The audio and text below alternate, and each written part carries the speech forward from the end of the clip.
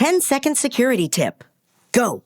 Don't get in a Tesla. Don't drive a Tesla. Don't let your friends or family get in a Tesla. It is riddled with flaws. If it was a computer, it would have so many vulnerabilities and tech debt already that you wouldn't even touch the thing. It is a disaster of engineering. Probably the worst car in history. It's time to begin the CISO Series podcast.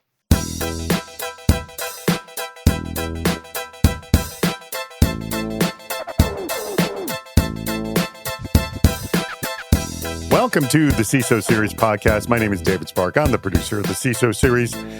And joining me as my co-host, you know him very well. You've heard him before.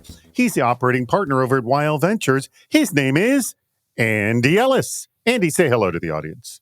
Hello to the audience.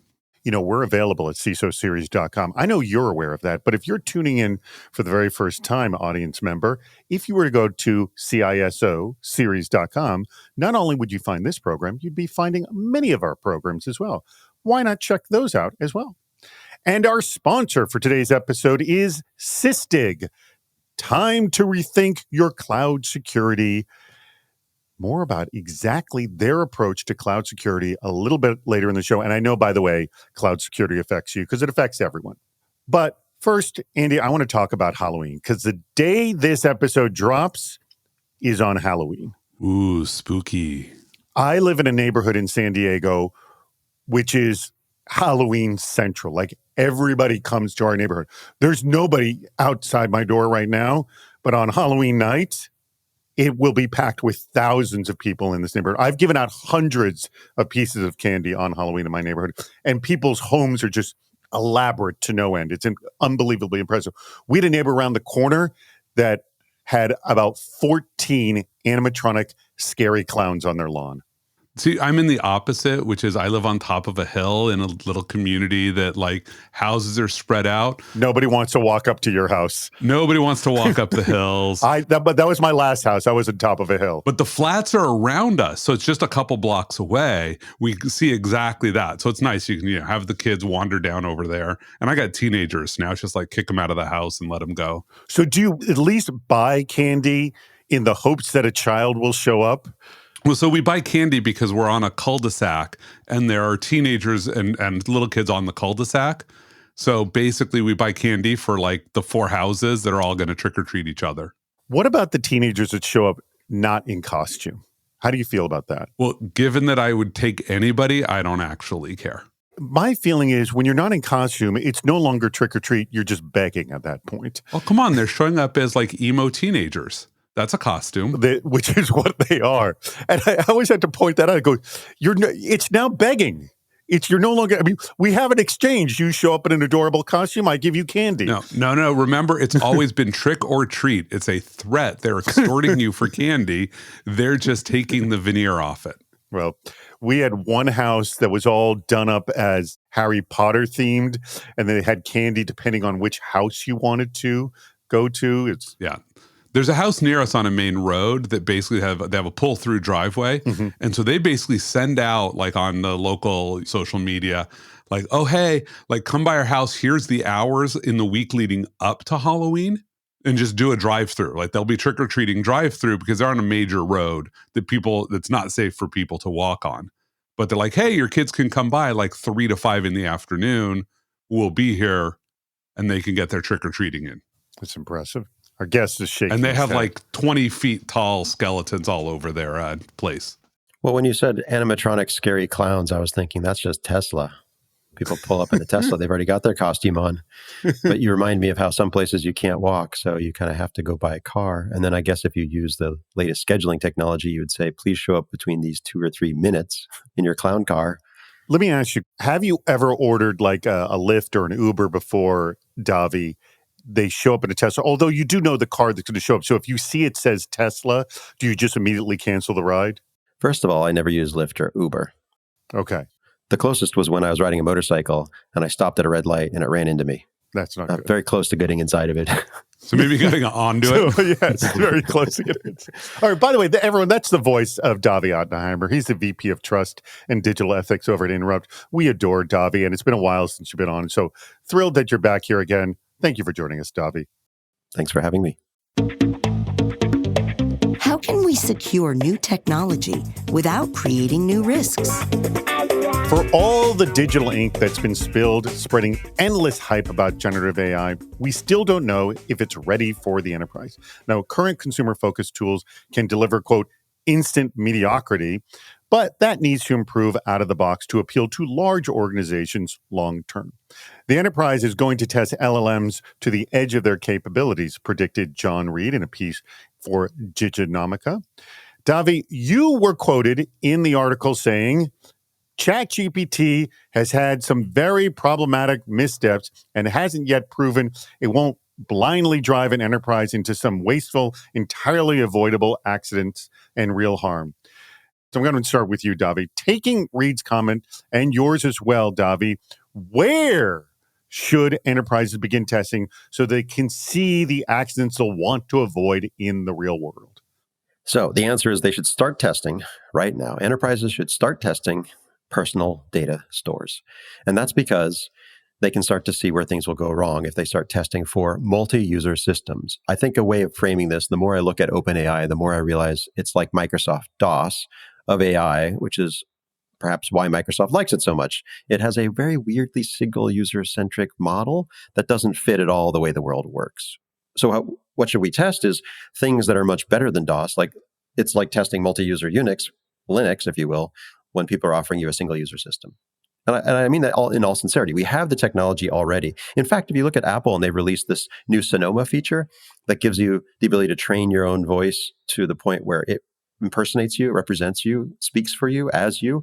That's exactly what I'm talking about. But it's proprietary. It's locked into the Apple model. You want to do that across your entire enterprise such that anybody who wants any kind of knowledge-based large learning model capabilities should have the option of having models trained on private data. They should have the ability to delete themselves out of data sets. They should have the ability to update and change on a regular basis, retrain.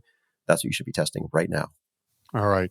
Good tips. Andy, what's your advice? Yeah. So I love that as sort of an end state. Like, here's where you need to be headed for is this very customized LLM. But where organizations need to start practicing is recognize that LLMs right now are basically savant 12th graders. They are really good at writing prose and really bad at writing content. So they can write sentences that look coherent and paragraphs that look coherent. It's like that person at the cocktail party who can talk on any subject, but they're not really true and accurate, but they're confident. And so you listen to them, and then later you're like, wait, they were just making stuff up. That's what LLMs have a tendency to do. So if you're going to be using LLMs in your enterprise today, you should think of them as your first generator. And then you have an editor who is reading for content and making sure that this doesn't just look like a stilted 12th grader who can perfectly write an essay, but is sort of cribbing from Wikipedia without understanding what they're reading. We make it easy by making it so right, but I wouldn't say it just tends to be like that. It's always like that. It's always like that. One of my pet peeves is when people talk about hallucinations as though it's something that sometimes happens. They're always hallucinating. It's not hallucination if you're always unable to tell the truth. Right. Sometimes their hallucination happens to match reality. I like that analogy. It's always hallucinating. Yeah. Because even hallucinations have threads of value in them. Yeah, exactly. Right. But there's no self-awareness in an LLM. It doesn't know what it's saying. Correct. It's just stringing together things that are plausible English structures. I know one of the features of ChatGPT is you can constantly have it refine itself. I don't know if it can do this, but you ask ChatGPT a question and then you can say, revise it this way or make it more like this way. Can you say, can you check the fact that you said this, this, and this, that it's actually accurate? It's a challenge, and you have to recognize that, again, it's going to answer you as an LLM. Now, many of them do have ways of doing NLP to check, is this actually semantically valid? But you can't rely on what it tells you. You have to go do that checking yourself. Another way of putting this is Gödel figured this out in the 1920s, and David Hume figured this out in the 1700s. The problem is not new at all.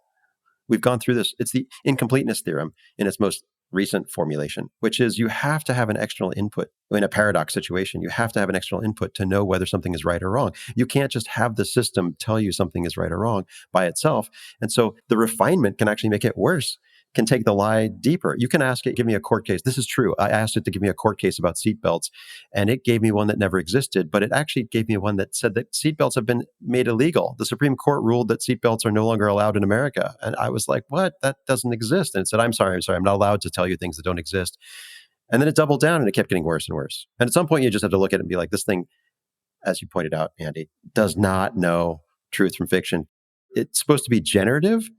It generates garbage, but it predicts what people expect. And so if you want to take something that is, you want it to be accepted and it is rough, you can give it to refine it to something that is better because people are more likely to expect it. You don't know what people might want to expect because we aren't good at that, but it is good at that by looking at everything that people have seen before. What works? What's not working? Why does security theater keep sticking around? Cybersecurity is hard enough without spending time, money, and effort on things that look good. Google Cloud's Taylor Lehman and CISO series alum Seth Rosenblatt wrote up some tips for identifying security theater. These include easily proving a control actually mitigates a threat and actually imitates it at the same time that you care about, or only justifying a control because it's a compliance requirement. So as a CISO, how should we approach security theater that's already in place? I mean, it's there. Like before you came there, you just walked in and like, oh my God, this security theater is in place. Since theater is usually about optics, do we need to worry about buy-in when eliminating these practices? I mean, they're going to see that it's gone. Andy, I bet you've walked into a situation, seen security theater and had to get rid of it. And just all of a sudden, like pushing muscle, like we're getting rid of this now because it's idiotic, or like that doesn't work, I'm sure. Well, so here's the bright thing about security theater, which is if it's truly theater, it doesn't do anything, or what I think is worse, blind compliance. You do this thing, but it's actually making you more risky for doing it. Most of the people who live under it know that. Like they're smart. Like security people aren't these like fountains of wisdom that know more than our enterprise. So I like to go in and ask people, hey, are there any security practices that you think aren't adding value that we should get rid of? Let the people who live under the theater that you want to get rid of ask you to get rid of it. You don't need to go get buy-in when they've asked you for it. In fact, you earn political capital by eliminating something that isn't providing any value. Now, that said, some of the things that people call security theater do sometimes provide value against the worst adversary that most companies have, which is your outside auditor. All right. Davi is laughing at that. Davi, I'm sure you have seen your share of security theater.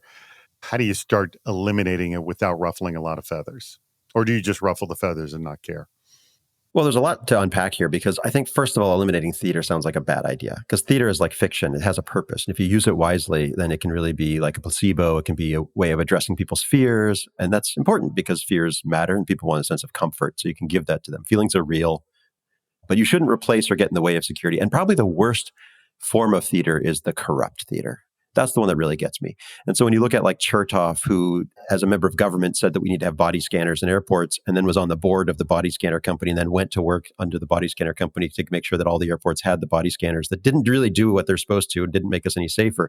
I hate that kind of theater because that's just enrichment through corrupting the process of making people scared. It's the opposite. Theater should make people feel safe, not scare them into buying something they don't need. And there's the big rub. So we don't want to confuse fiction with fact. Because you're right back to Tesla killing people again. I can't get away from the. This is going to be the theme of the show. Thank God I'm not worried about Tesla being a sponsor. Or not. I'm happy to help. So I think that when we talk about checkbox criticisms, that's probably where this all gets mixed up and lost, right? Checkboxes or checkbox compliance is actually a viable way of dealing with risk, and pilots do it all the time. It keeps you safe. It's essential to staying alive in the aviation industry. So we don't want to try everything like it's the first time and have no checkboxes or checklists or minimal judgment systems that we use for security because that's too expensive. It's just so error prone. It's chaotic. So there needs to be a balance. Some of the theater is for getting rid of fear by using placebos, granted, but it is a way of keeping people in a sense of control that need it. But then you get into the actual checklists that should be based on real tests that have been validated, not corruption that somebody got paid to put this in place. It should really be based on science. And then we get into the other side of this, which is the checklists can't account for all the things that we don't expect. Checklists are good for getting the plane off the ground and making it land again. It's not good for there's an adversary in the air that's going to get into a dogfight with you. You don't want a checklist for that. Although you can practice, it's not the same. Before I go on any further, I do want to mention our sponsor, Sysdig. All right, Sysdig, they've been an awesome sponsor of the CISO series, and we greatly appreciate them. They actually help companies secure and advance innovation in the cloud. Now, these days, building applications in cloud is a clear advantage, right? We all know this. Enabling businesses to accelerate their time to market. But the cloud has introduced a new world where attacks happen in the blink of an eye. It only takes 10 minutes to initiate a cloud attack. Now, as a result, security teams need better visibility to prevent threats and move faster to detect, investigate, and remediate attacks. In real time, we're talking about here. They have to protect the business without slowing it down. But how do they cut through the noise to identify and prioritize real threats? This is exactly where Sysdig comes in. So Sysdig strengthens cyber resilience across the cloud-native lifecycle by reducing the attack surface, detecting threats in real time, and accelerating incident response. They bring risk-based prioritization to reduce vulnerability noise by as much as 95%. And they can actually help businesses stop cloud attacks in real time. In the cloud, every second counts. To secure every second, go to sysdig.com/CISO. Let me spell that for you. Sysdig is spelled SYSDIG.com, and then put a slash, and then throw in CISO, and you know how to spell that, CISO. Go there now. It's time to play What's Worse? It is time to play What's Worse. Davi, I know you know how to play this. It's a risk management exercise. 2 crappy alternatives. You got to pick which one is worst. Remember, sometimes people get confused by the title of the show, but it's not the one that you prefer to have, the worst one. You got that, Davi? Got it. All right. I always make Andy answer first so you can agree or disagree with him. All right. This comes from Dustin Sachs of World Connect Corporation, and we have received many What's Worse scenarios from Dustin, and I got a slew of more from him too. Excellent. So he gives us lots of good stuff. Also, he credits the CISO series for getting his job because it was through a connection through our audience. He got hired. So we love hearing stories like that as well. All right, here we go. Here's the scenarios, or the 2 scenarios. You store sensitive customer data on an unencrypted USB drive that you frequently misplace. Andy, that's just the kind of person you are. I lose USB drives all the time. You're wandering around with a USB drive and you're just leaving it all over the place. Where did I leave it this time? Or you accidentally email that data to a very small mailing list. And let me point out, it's a BCC list that don't even you see. So you don't know who it goes to, but it's a small list. Because I know if you to a small list, they're like, oh, you could contact everybody, and like, oh my God, don't look at that. Delete that, please. So that option is out. Okay. Like a BCC, my mailer would still tell me, but we're presuming I can't actually see who it went to. You can't actually see it. Yeah, I know. If it was your BCC list, you could see it. But we're going to just say a small list that you don't see. So it's either the small list or you accidentally just leaving that USB drive around, and who the heck knows what happens with that thing. Let me give props to Dustin. These are 2 really bad scenarios. Like, I don't want to pick either one of them. Usually I can find some redeeming feature about one of these or the other one. I think I'm going to go with the email is the worst one. And the reason I'm going for that is that the propagation cost is so low that any one of these people can easily propagate that list so quickly. Like their barrier to entry is so high. And hopefully we've done a fantastic job of educating the world to not take random USB drives that they find and plug them into their computer. Hopefully we've educated the world. Do you hear yourself when you said that? Hey, look, I'm grasping for straws here because I've got 2 bad situations. Like, isn't that the whole goal of Security Awareness Month? To just like exit it? We are. This is our last day of security. We're squishing it all in on this last day. If you find a USB drive, do not plug it in, especially if it has my sensitive data on it. By the way, we did an episode a long, long time ago about how would you, if you just literally found a drive on the ground, how would you look at it? I wouldn't. I don't. I'd call somebody and have them look at it. Mike Johnson's response was set it on fire. But we can address that in a second. But Davi, do you agree or disagree? So he says the small mailing list where you don't know the people and they don't know each other, that is worse than just randomly leaving a USB drive around. I disagree. I think, and I don't want to reveal too much around how my brain works, but there's two things at least, probably more. One, you have an opportunity for logs here. And I know even if you don't have visibility in the BCC, and even if you don't have visibility in the mail server at all, you could still jump on a network. You could still get into NetFlow. You could still find ways of figuring out where it went. Whereas in the physical space, you'd have to have cameras set up. You'd have to have some way of knowing where you were. And it's, even with all the latest cameras, it's harder to assemble that data than it is to break into systems to find the NetFlow. I think we have to accept that we can't figure out where it goes to. That's part of the scenario. Okay. But that's immediately where my brain goes, because the second part of this is I could actually break in and then stop it in the, email. You've already mailed it off. Then you discover that you sent it off to MailChimp and then deleted the MailChimp account.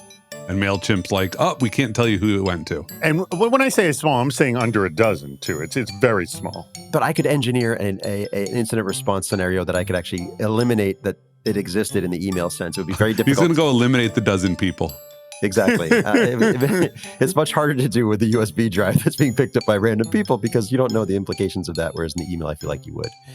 Much more discrete and easy scenario, less messy cleanup in my mind. But I will admit that if you want to just go with the assumption that both are super messy and you have no control over it, then I still end up on the side of USB is worse to me, because it's just so much more can go wrong in the USB world that you just can't anticipate. Whereas I feel like in the email, it's much more discreet. The ways it can be shared, the ways people can read it, the things that they can do.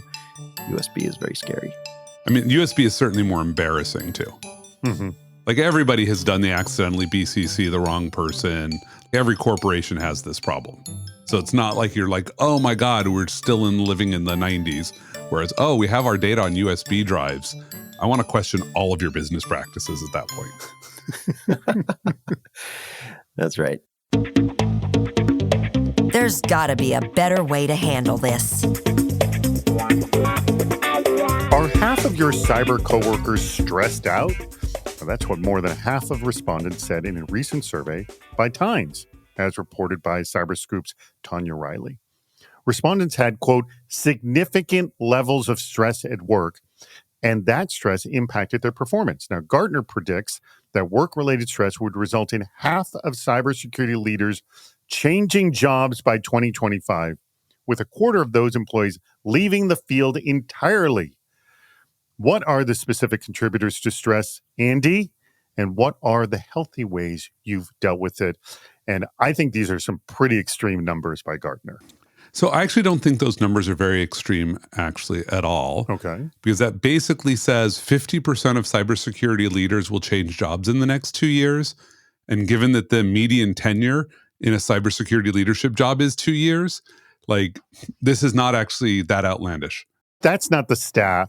It's the quarter that will leave. The quarter of those, so 1/8 will leave. I mean, some of that is retirement, but I do know a lot of CISOs who are like, it's a kind of a dead-end job and I'm going to go look for something else. Mm-hmm. I think one of the single biggest contributors is this belief that CISOs have that they own risk, that when your company is doing something that has risk in it and they're not mitigating it, that you own the stress from that failure to mitigate. When the answer is your job is to advise the company on what it's supposed to do. And if your executives choose not to mitigate a risk, that is not your stressor. Like you just need to accept that you have done your job. And if you can't tolerate being in a business that won't fix the things you want to fix, you should go elsewhere, but you should not let it be burning you out. You are not the conscience of the business. Like people who believe that they're the conscience of the business need to have a level set, a recorrection to recognize that they're the informant to the business to help them make wiser risk choices. We talk about this all the time, that it is the business that owns the risk and not the CISO. Yep. So Davi, where do you see the stress yourself? I'm assuming you've received some of it as well. And what are the healthy ways you've dealt with it for yourself and others? I like that you assume there's healthy ways to deal with this. But seriously, I think I'll get myself kicked off the show now. Maybe you don't deserve the C if you aren't assuming at least some modicum of that risk yourself. I mean, the business is hiring you to take some sort of risk. And we used to call it a long time ago, like in the 90s when we were doing pen tests and utilities. I remember they used to tell us that they had designated felons. They would give somebody a VP or higher level position so that when they really got in trouble and somebody had to go to jail, they're like, oh, there you go. See you later. We, in fact, quoted you on that in a past episode. The designated felon. We love that line. So the CISO, in some sense, actually could be or should be that person. But I dug into some of these numbers. I really love numbers. And I got into the data. And I realized that the US and EU respondents had very, very different numbers. And right there, you could just say, hey, why do the EU workers have like 5 points boosted over the US workers? And just do whatever the EU is doing because it's working, apparently, versus the US. And maybe you could push it to 10. Well, hold it, but now you're in the EU yourself, and correct me if I'm wrong, people don't work nearly the number of hours they do in the US, yes? They work smarter, not harder, I think is a better way of putting it. Okay. Folks in the EU like to tell us that. Well, I can tell you in the Silicon Valley area, like one of the core value propositions of being in Silicon Valley for me was that it had a culture, probably that came out of Park and AT&T and some of the old like military stuff. But it was like you would work for a bit and then you'd go for a walk and you'd go on these long hikes and you'd go surfing and sailing and you'd have this like mix of life and breaks, which is not uncommon in a lot of academic environments where if you're going to have a breakthrough, you got to have some time to think. You can't be just interrupted constantly by alarms bleeping in your face. You'll never get a coherent thought together. And that stressor of the operator fatigue of watching the dashboards and all the security vendors trying to push things at you all the time, that really does burn you out. So I think the EU pushes back on a lot of that stuff because it has a much older sense of civility, right? It's not this, well, maybe if I just quickly burn myself out and get rich, it doesn't matter. I think they pushed back on that. For me, it actually goes back to when you think about Bismarck in 1881. He was like, you can call this whatever you want, but I want credit for inventing welfare, right? He really keyed in on the idea that welfare was going to be good for workers. And that meant that they got weekends off. That meant that they got insurance they paid into. So if they got hurt, they weren't just thrown on by the wayside. They actually got some recovery period. And there's mental pain as well as physical pain. Like if you're stressed out because you've had too much, take a break, take a holiday, be forced to take 3 weeks off. And it's true in the EU, they say like, hey, everything shuts down for a month. But when you think about it, shouldn't that be required? In some financial institutions, it is. You can't have people working every day of the year because they uncover fraud if they go away for a while. So they force them out for the safety of the business. Why not safety of the individual? So second, let me get to the point though in the US that really interests me, that I've seen, this gets into what are the fixes again? I've seen a system that really rewards fools and punishes experts.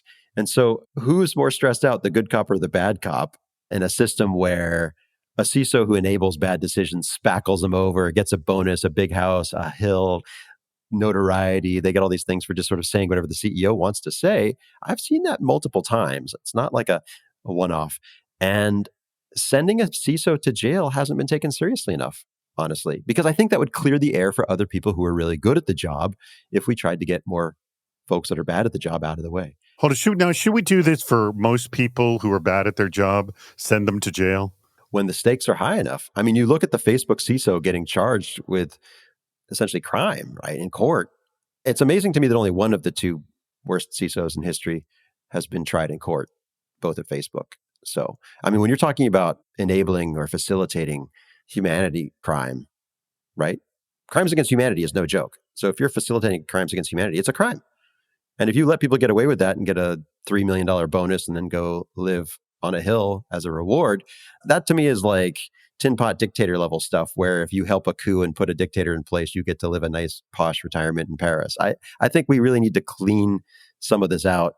And I think that would de-stress people if we could get rid of liars and charlatans, the way Theodore Roosevelt talked about in 1910 in his big speech on privilege. Let's talk community. Even among competing companies, cybersecurity and InfoSec folks are known for collaboration. In the past, this was done at conferences, but increasingly this information sharing takes place online. So when one of those sources starts declining, it can be a big deal. The Scientia Institute began tracking conversations about CVEs on Twitter back in July 2021. These conversations remained remarkably consistent until June of 2023. Now, since then, these conversations have slowed down to a trickle, down 87%. The social network, now called X, formerly Twitter, has since cut off its API access. So we won't know if this community returns. Communities don't last forever, Andy, not all of them. Some do last for a good long time. But how does the loss of a once vibrant space for information sharing impact the overall community? I know you are an active user on X. Again, I say it with such derision, by the way, now with the new name. I mean, things often just get replaced. Is this just the natural order of community sharing? Like one community dies, another one takes off. Like, well, what's going on here? So I don't know that you want a community to die and then wait for something to take off. It's often more disruptive that something new comes along that moves people to it. And I don't think we've really seen that. Like there's a lot of wannabe Twitter replacements out there that aren't really filling in. I do wonder about the use of CVE as a way to measure community. Like I do agree that I've seen the InfoSec community split and some have headed off to Mastodon and some to Blue Sky and some are still on Twitter and some are on LinkedIn. But we should also recognize that the number of CVEs that are out there has exploded. And I also wonder if there was a burnout factor of just like, we can't just keep talking about every single CVE. 4 years ago, that was possible. Right now, it's like every day is dozens of CVEs being released. What do you think? I know, Davi, you have in the past been a very, very active Twitter contributor yourself. Has your activity dropped dramatically, especially since it's now X and owned by the manufacturer of your least favorite car? I deleted all my accounts. There's no question. I would no sooner have an account on X Twitter than I would have a house in South African apartheid. Not sugarcoating it at all.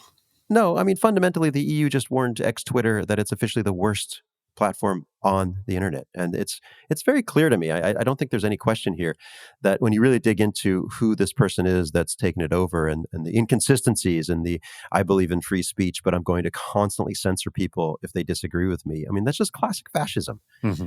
To get to the core of your question, are people going to leave?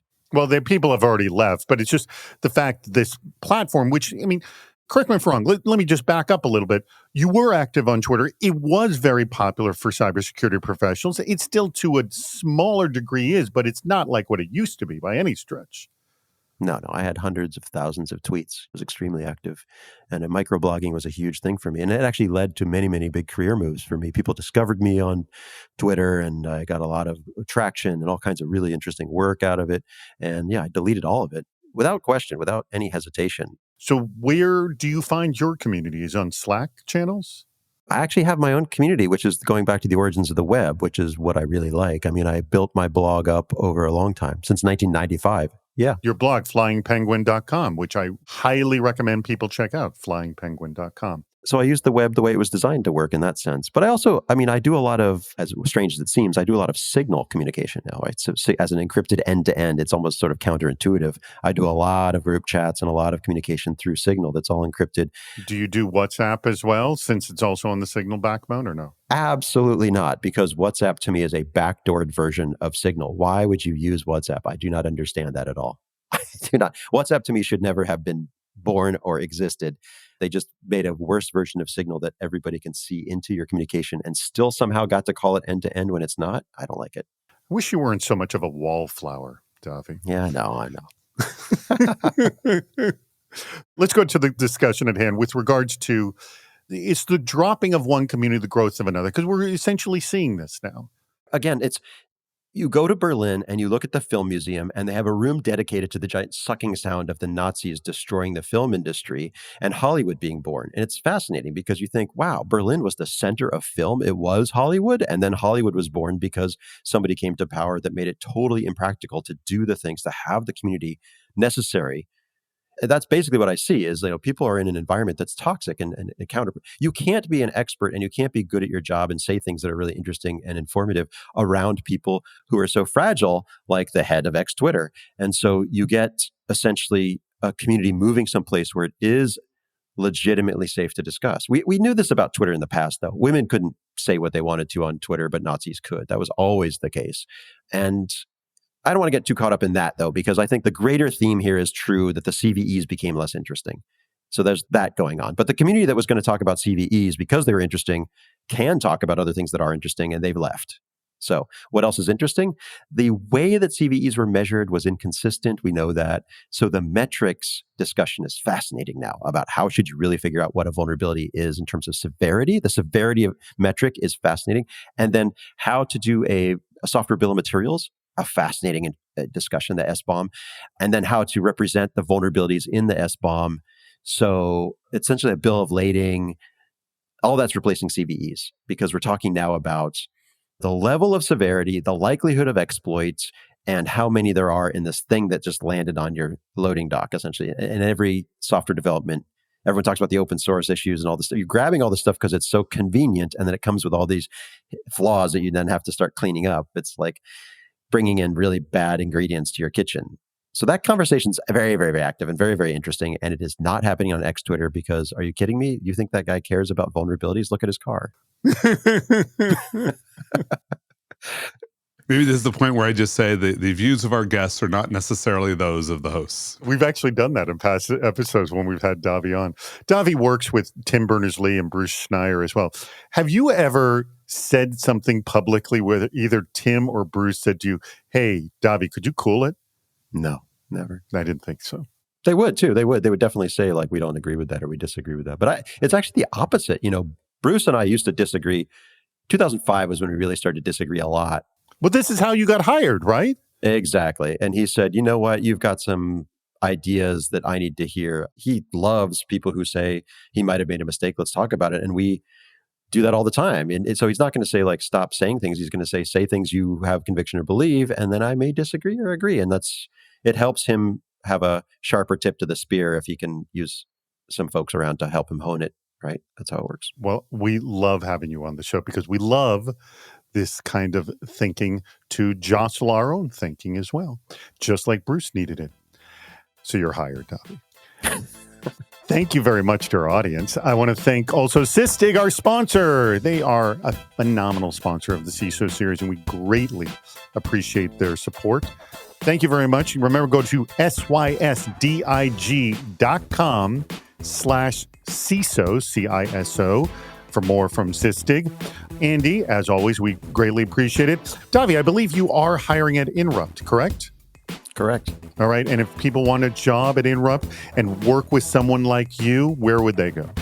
They can go to inrupt.com, of course. And even better, they can check out the Solid project, because Tim's vision of the web and moving from version 1 to 2 to 3 is fascinating. You know, look at how he's thinking about AI and look at how Solid project really changes the safety of AI and brings integrity back to the web.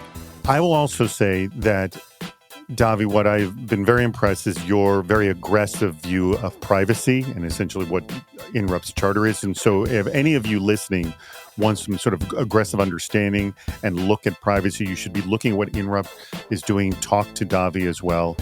Probably the best way to engage with people is through flyingpenguin.com. Yes, Davi? Yeah. Leave a comment. Send an email. But certainly not through Twitter. Well, not through any centralized platform. Let's think about how we can do decentralized or distributed platforms. Distributed is so much better than central. I agree. Again, Inrupt's charter. Thank you very much to our audience. We greatly appreciate your contribution. Send in more What's Worse scenarios, and we appreciate you listening to the CISO Series podcast. That wraps up another episode. If you haven't subscribed to the podcast, please do. We have lots more shows on our website, CISOseries.com.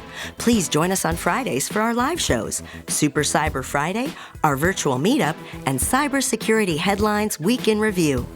This show thrives on your input. Go to the Participate menu on our site for plenty of ways to get involved, including recording a question or a comment for the show. If you're interested in sponsoring the podcast, contact David Spark directly at david@cisoseries.com. Thank you for listening to the CISO Series podcast.